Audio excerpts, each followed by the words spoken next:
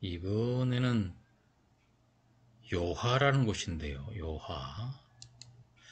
공자가 어느 때 이런 말 한 적이 있습니다. 공자가 내가 이 요하에, 이 요하 여기 이 내가 강물 옆에 서 있을 때 말하기를 서자 여사보라 가는 것이 이와 같구나. 불사죄로다. 밤낮을 그치지 않는구나. 이렇게 물이 흘러가는 것처럼 인생도 흘러간다, 이렇게 쉽게 생각하면 되겠습니다. 뭐 깊은 뜻은 또 이제 탐구하면 되겠지만, 그래서 이 요화를 내려다 볼 수 있는 이 약간 높은 곳에 관천정이라고 있어요. 관천정. 조그만 그 정자인데요. 이거는 이제 니구산에, 조금 전에 우리가 봤던 니구산에 있는데, 여기 니구산에 공자 사당이 있고요. 니산 공묘라고, 그리고 이제 니산 서원이라고, 서원, 우리나라에도 자원서원, 율곡 선생을 모신 자원서원, 도산서원, 퇴계 선생 모시는 게 있잖아요. 근데 니구산, 니산 공묘는 이게 개방이 돼 있는데, 니산 서원은 개방이 안 돼 있더라고요. 그래서 요 니산 공묘 앞에 관천정, 예, 냇물을 바라보는 그런 정자가 있는데, 그 정자에서 바라봤을 때 요 냇물이 요한데, 공자가 그 지금 정자 자리에서 여기를 강물을 보면서 가는 것이 이와 같구나. 불사죄로다. 밤낮을 그치지 않는구나. 라고 말했다고 합니다. 이게 논어 자한편, 9번째 편인 자한편에 나오는데, 그래서 공자의 이 탄식을 천상탄, 냇가에서 탄식한 것, 그 다음에 서천탄, 가는 흘러가는 냇물을 보고 탄식한 그런 인데요. 자, 그 다음에 이제 태산인데요. 태산에도 뭐 볼 게 많이 있지만, 태산에 올라가는 방법이 두 종류가 있어요. 하나는 계단을 걸어 올라가는 거고, 그 다음에 두 번째는 케이블카 타고 가는 건데, 요거는 계단 걸어 올라가는 거예요.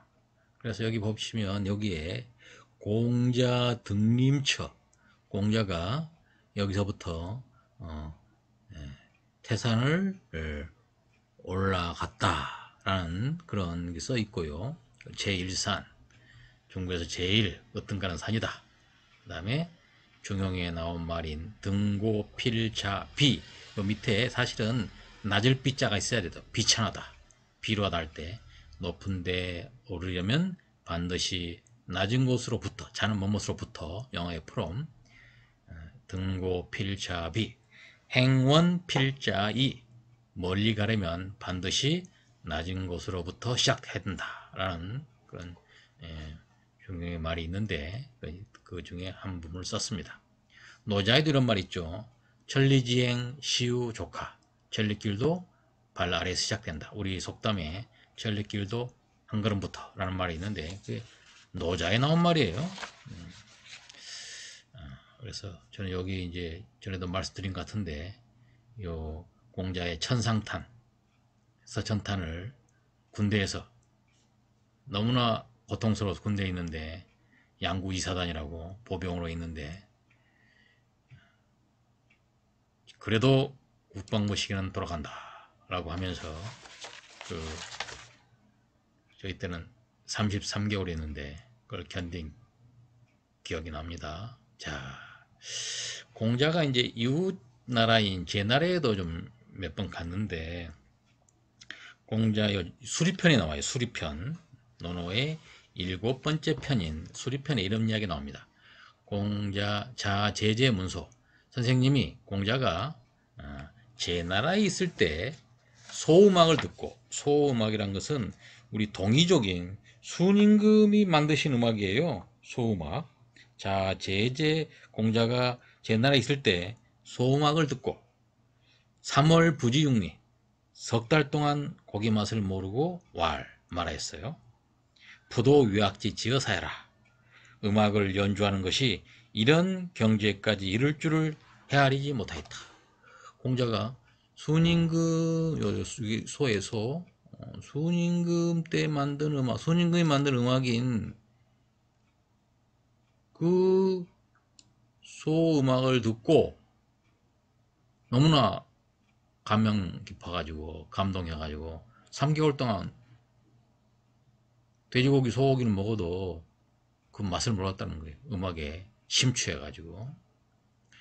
이 소음악은 아까 말씀드린 것처럼 중국의 요순이라고 그러는데 요순 임금이라고 하는데 요 임금은 서이족이고 한족이고 순임금은 동이족입니다. 맹자에 나옵니다. 순은 동이지인이라고 맹자도 이미 벌써 이렇게 이야기했는데 순임금은 우리나라 사람이에요.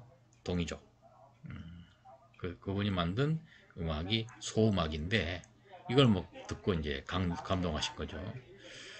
제가 이 당시에 요 2008년도에 이게 이제 제나라도 하고 주유천을 했잖아요. 그러다가 어느 날 그 곡부 공자의 그 고향인 곡부의 권리 빈사라고 그 호텔이 가장 오래되고 좀 유서 깊은 곳인데 공부하고 담장이 붙어 있는가 그래요. 공자 유적지하고 담장이 붙어 있어요. 저는 가면 날 같지만 거기 꼭 들르는데 거기 들려서 이제 숙소를 잡는데 어느 날 아침에 그 조식은 포함되어 있으니까 가는데 어디서 많이 뵌 듯한 분이 계신 거예요. 알고 봤더니 제 대학 때 은사였던 행촌 이동준 선생님이 사모님이랑 오셨더라고요. 거기 한신대학 학생들하고 왔다 오더라고요. 대학원생인지. 그래서 그 공자에 제가 대학교 1학년 갔을 때 성균관대학교 유학과에서 선생님한테 처음으로 논어와 대학을 배웠는데 물론 이제 다 배운 건 아닙니다만 그래서 시험 문제가 중간고사 시험 문제가 논어의 1편 학위편을 외워서 쓰는 건 한자로. 근데 선생님은 이제 성리학을 전공하셨지만 육아 집안에 자라나서 참 제가 영향을 받고 그랬는데 또 그 선생님의 아버님이신 학산 이 정자 호자 선생님은 또 제가 사사한 또 선생님이고 그래서 아버지하고 아들에게 다 배웠는데 나중에 이제 저는 이제 들으니까 이 옛날에 그분들도 갔었나 봐요. 갔는데 박물관에 갔더니 제국 박물관이 있거든요. 갔는데 이상한 음악 소리가 들리더래요. 그래서 물어봤더니 바로 요 소음악을 현대적으로 재현한 거예요. 그래서 간 사람 전부 다 이걸 CD를 샀다는 거예요. 근데 저도 갔을 때 이 제국 박물관에 뭐 음악 소리 나길래 들어보니 뭐 음악은 잘 모르잖아요. 뭐 무슨 음악이야 신경 안 썼거든요. 나중에 알고 봤더니 선생님이 이 소음악 감상회를 연다고 성균관대학교에서 연락이 왔길래 여쭤봤더니 그래요. 그래서 참 역시 연륜은 무시할 수 없구나. 저는 그냥 무심코 들었는데 선생님은 딱 감을 잡고 그걸 CD를 샀다고 그래요. 거기는 다 샀대요. 저는 구할 수가 없었는데 다행히 선생님 아드님이 이거를 mp3로 어떻게 만들어 가지고 저한테 보내주셔서 그거를 간혹가 듣고 있습니다. 근데 이제 이 소음악이 복원을 재현을 했다고 하지만 완벽할 수는 당연히 없고요. 또 이 소음악의 그 중요성을 이 악사들이 연주자들이 제대로 알지 못해요.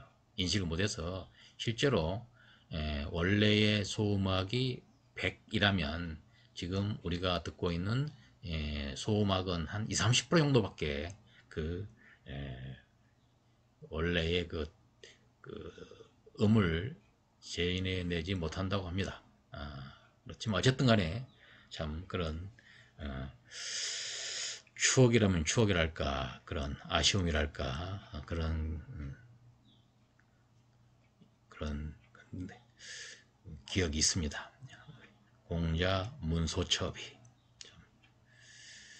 여기 가서도 저도 공자의 그 음악에 대한 그 열정, 이것을 느껴보려고 했는데 공자가 음악에 대해서 공부를 많이 했습니다. 여러분들 논어에 보면 의외로 음악에 대해서 많이 나오는데 조예가 아주 깊었어요. 우리나라도 옛날 그 선비 유학자들 보게 되면 특히 그 화담 서경덕 선생 같은 경우에는 이 검문고에 관한 시가 두 편인가 있어요. 특히 줄 없는 검문고라고, 무현검이라고. 그래서 그 금양태 서울대 정교학과 선생님이 수필집을 냈는데 제목이 줄 없는 검문고입니다.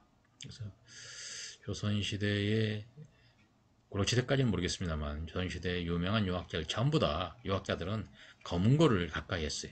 이 검은고가 천상악기랍니다. 하늘나라 악기. 그래서 검은고를 옛날 선비들은 그걸 알았는지 몰랐는지 모르겠습니다만 어쨌든 검은고를 가까이 했어요. 검은고는 가야금에 비해서 남성적인 악기라고 하는데 검은고와 가야금의 차이점을 여기서 마침 생각난 김에 말씀드리겠습니다. 가야금은요, 연주하면 그 연주자의 그 생각이 관중에 가요. 하는데 그럴 것입니다. 그러나 이 검은고는 관중의 반응이 다시 연주자에게 와요. 연주자가 연주하는 그 느낌, 그 경지가 관중에 갔다가 관중의 반응을 가지고 다시 오는 거죠. 그래서 검은고가 그런 악기라는 걸 저도 선생님을 들었는데 깜짝 놀랐습니다. 그리고 공자가 음악에 대해서도 깊은 조예가 있다는 걸 저는 유의하지 못했는데 또 선생님께서 말씀해 주셔서 제가 안개를 넓히는 그런 게 됐고, 또 더욱더 의미 있게 공부를 하는 그런 계기가 됐습니다. 어쨌든 공자는 지금까지는 이제 처음에는 공자의 고국인 노나라, 그리고 조금 전에는 이제 제나라 여기까지 했거잖아요. 근데 제나라에서 여러 군데 갔는데 그 중에 가장 중요한 것만 합니다. 그리고 이제 다음번에 주나라에 대해서 공부를 하도록 하겠습니다. 공부하기보다는 같이 여러분하고 같이 이야기를 하는 거고요. 그리고 이제 요 유적 답사는 조금 이야기가 좀 길어지더라도 여러분들이 함께 공감하면서 당시 상황을 생각하고 또 한번 느끼고 나중에 또 여러분들이 기회가 되면 가서 또 그때의 감동을 한번 느껴보는 그런 기회로 삼았으면 합니다.